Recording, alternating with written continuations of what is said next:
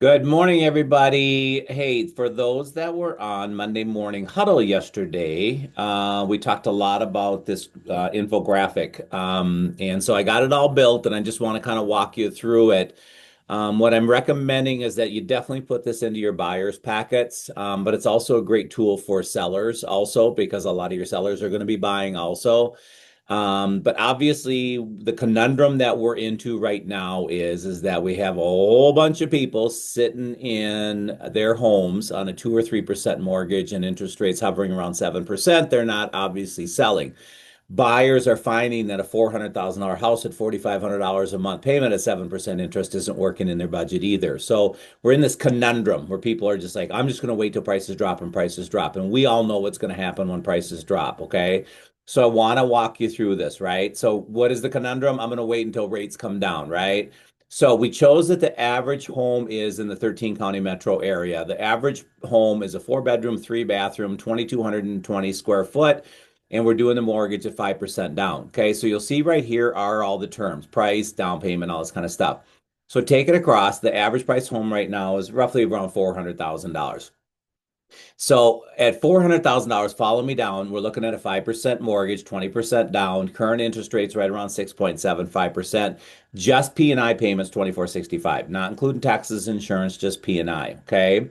Now we're going to do that for approximately a year. Could be less than that. We're going to refinance or whatever. We're just doing the math here to say in 1 year. So in 1 year, their buyout after the $20,000 down payment in 1 year, their buyout at that time is going to be 375,950, and they're going to refinance it at that time with no down payment. Okay.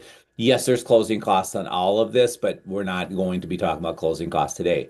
Estimating interest rates are going to drop around a point. Really, really feel strongly that we're going to be hovering in that mid 5 range. And I think it's going to start yet this year, but we don't know when, obviously.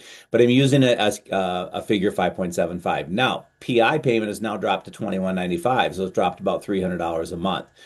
In 5 years, the mortgage payoff after they refinance it, and it's going to be 4 years actually, 1 year from today, 4 years on this refinance, their payoff at that time is going to be 354,823. Now, I'm doing a 5 year equity projection. The 5 year equity projection that I'm using is going to give them $155,000 worth of equity in this house in 5 years. How am I basing the 5 year equity projection? What I'm basing that upon is that the homes are going to appreciate at 5% a year on an average. Now, I can tell you since the Great Depression, homes have appreciated in the United States at 4% a year on an average. Okay, we've had a lot of years of 10%. We've had a lot of years of flat. The last 3 years have been flat, not much appreciation. But on an average, it's been about 4%. I'm figuring about 5% because I know that those prices are going to uptick.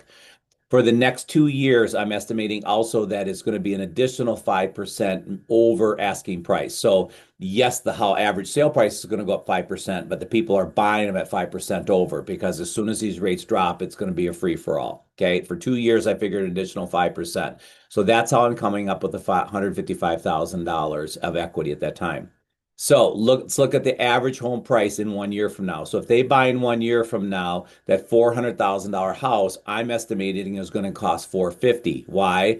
5% more for the prices are going to increase in 1 year, plus an additional 5% approximately that's going to be people are going to be paying over asking price, right?